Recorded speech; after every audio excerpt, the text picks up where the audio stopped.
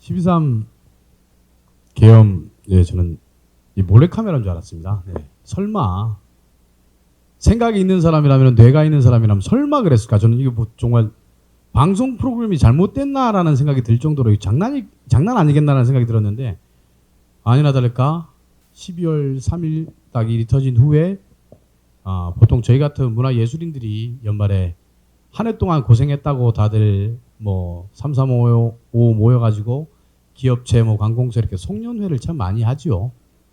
12월 3일 계엄령 이후에 모든 송년회가 거의 대부분 다 취소가 됐습니다. 이 말인즉슨 나라 꼬라지가 이 모양이니 건배하기도 싫다, 술잔 기울이기도 싫다. 특히나 울산이라는 이 보수의 성지에서 이제 기분이 안 내킨다고 행사를 막 취소하기 시작하는 거예요. 고스란히 피해는 거기에 송년회 무대에 올라야 될 뭐 가수들부터 해가지고 연주인들부터 해가지고 음향하시는 분, 조명하시는 분, 각종 영상부터 해가지고 그때부터 경기가 진짜 나락으로 떨어지기 시작했지요. 마찬가지로 이거는 송년회뿐만이 아니고 신년까지 이어졌고, 그리고 각종 우리 대학교 MTOT가 있어야 될 2, 3월 마찬가지로 뭐 꽃축제 이런 것도 마찬가지고요. 아니나 다를까 덮친 격으로 계엄인데도 불구하고 또 산불이라는 이 악재가 겹치면서 정말 이 문화예술인들이 고사 위기에 처해져 있습니다. 특히나 이제 나이가 좀 어느 정도 있고 연륜이 차 있고 그간 그래도 이제 좀 비축을 해왔던 이런 업체들은 그나마 버티기라도 하죠. 근데 청년 예술인들은 뭐 팔 것도 없고요. 뭐 솔직히 제가 굉장히 억울한 게 뭐냐면은 회사 다니시는 분들은 연봉이 책정돼 있기 때문에 은행에서 봤을 때 담보라도 잡힐 수 있는 게 있습니다. 근데 저희는 이 담보거리가 없는 거예요. 연봉이 제대로 책정돼 있는 것도 아니고 거의 하루살이 같은 삶을 살다 보니까 뭐 일주일만 일이 없어도, 특히나 근데 이게 장기화되면서 한 달, 두 달 해가지고 이렇게 정말 이 오랜 기간 되면서 정말 고사된 경우도 많고요. 고사 위에 이게 처해 있는 경우도 되게 많습니다. 그래서 우리 또 새로운 정부가 희망차게 들어선다면은 뭐 당연히 들어서겠죠. 우리 또 지금 강력하게 지금 많은 지지를 받고 있는 이 후보님께서 기본소득 말씀을 참 많이 하시는데 조금 큰 시야를 두고 보셔서 문화예술, 체육 참 이 그늘에 들여진 부분이 굉장히 큽니다. 특히나 제가 좀 조심스럽게 한 말씀 더 올리고 싶은 것 중에 하나가 문화예술, 체육, 관광 이러한 분야 쪽에는 여러분들은 잘 모르시겠지만 블랙리스트가 존재합니다. 실질적으로 존재합니다. 저 같은 경우에도 이제 정의와 싸운다고 파란색 잠바를 입고 마이크를 잡고 유세 차량에 많이 탑승을 했고 목이 터져라 많이 외쳤습니다. 그 결과 돌아오는 것은 정말 이 지역에서 거의 빨갱이 공산당 취급받고 공무원들 역시도 그냥 이름을 지우기 일쑤예요. 그냥 누구누구 이름 딱 올라오면 그냥 지우기 바쁘거든요. 그리고 지역에 있는 문화예술 후배들이 저를 바라봤을 때 저 선배처럼은 하면 안 되겠다는 생각이 딱 들기 시작해요. 결국에 이용당하고 버려지니까 정치인들이 하는 소리는 믿지 말자. 그리고 근처도 가지 말자. 그리고 가급적이면은 일을 주는데 좀 줄을 서자라는 게 젊은 청년 예술인들의 가장 큰 평들입니다. 그리고 문제는 뭐냐면은 정치인들이 자기를 도왔던 쪽에 일감을 몰아줄 수밖에 없습니다. 그래서 줄 세우기를 하죠. 특히나 대중예술을 하는 사람들, 뭐 예를 들자면은 인기가 많은 사람들 있죠. 뭐 예를 들어서 뭐 놀이교실 강사, 가요교실 강사 회원수가 2,000명, 1,000명 되는 사람이 부지기수입니다.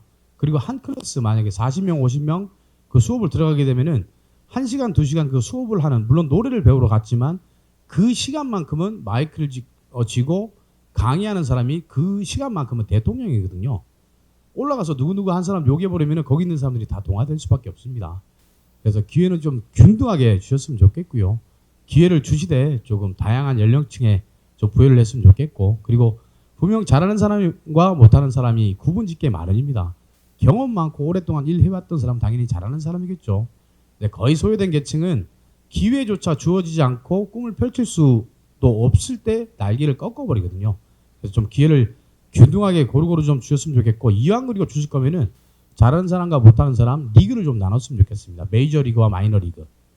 뭐 예를 들자면은 일을 하더라도 1,000만 원, 2,000만 원짜리 이상을 할 수 있는 기업체 덩어리가 있을 것이고 그 밑에 있는 덩어리가 있을 것이요.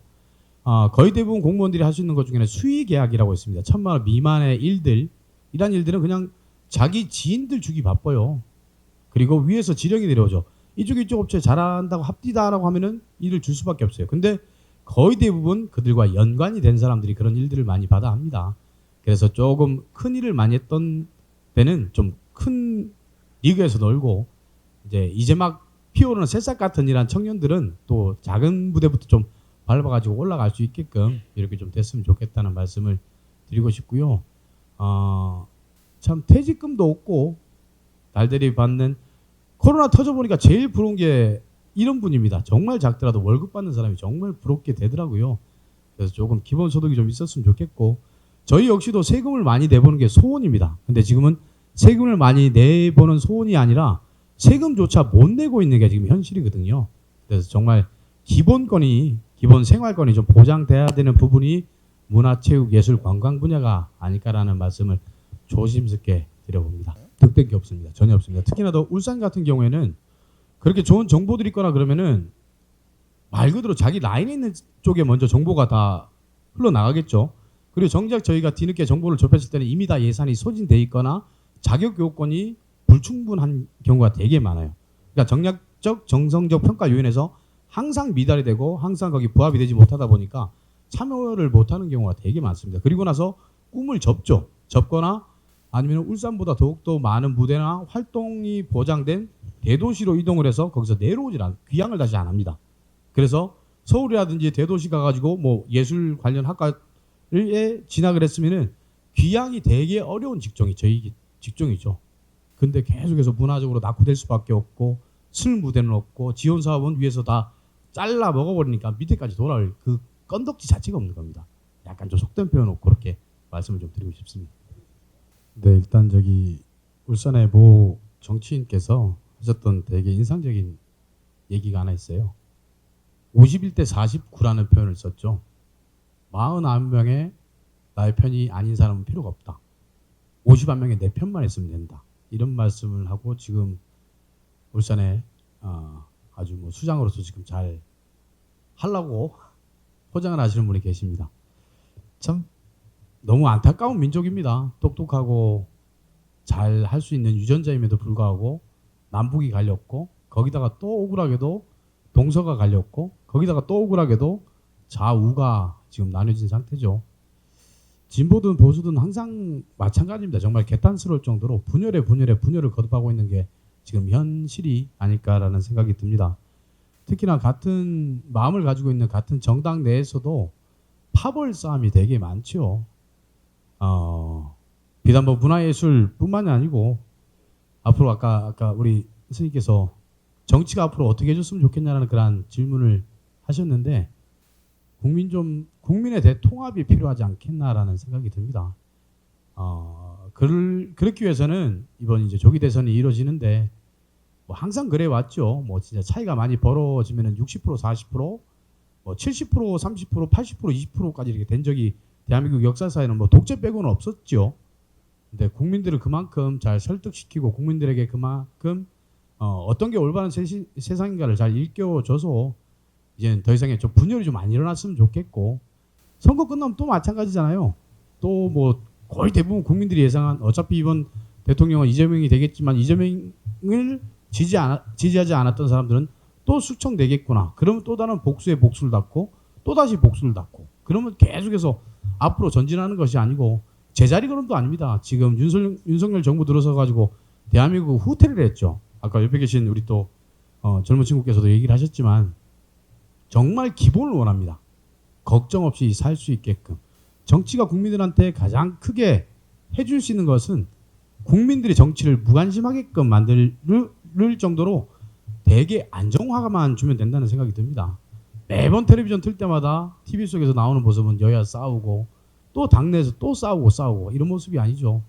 그래서 조금 많은 분들의 정신을 새롭게 좀 일깨워 주시고, 그리고 무엇이 옳은가를 좀 잘 좀 이끌어 주셔가지고 더 이상 내부 분열이 안 일어나는 대한민국으로 좀 성장했으면 좋겠다는 말씀을 좀 드리고 싶습니다.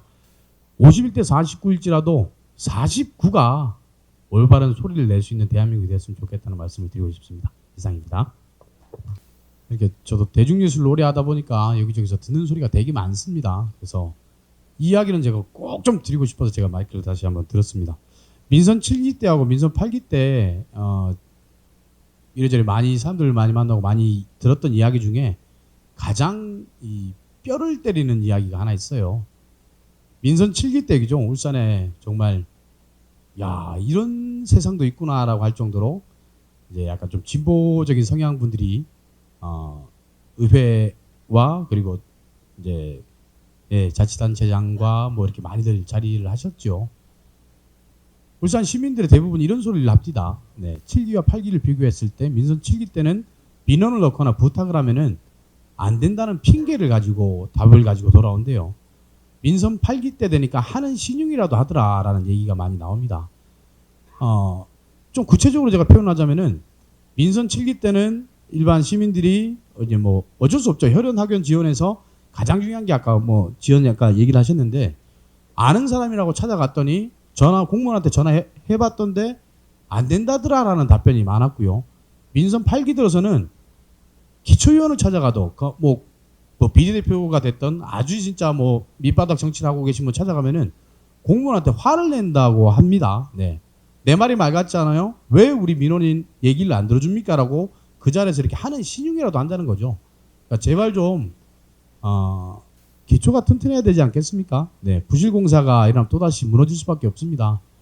여기도 지금 뭐 선출직 의원분들도 계시고 아주 큰 정치 하시는 분도 계시고 하셔야 될 분도 계신 것 같은데 제발 바닥의 소리 좀 많이 좀 들으셨으면 좋겠고요. 하나의 소리도 좀 허투루 듣지 말고 뭔가 조금 그들에게 마음을 살 수 있는 그런 행동들로 이렇게 보답을 해주신다면은 차곡차곡 한 벽돌 하나 이렇게 쌓아서 올라갈 수 있지 않겠나라는 말씀 꼭 좀 드리고 싶어서 이렇게 다시 한번 이렇게 잡았습니다.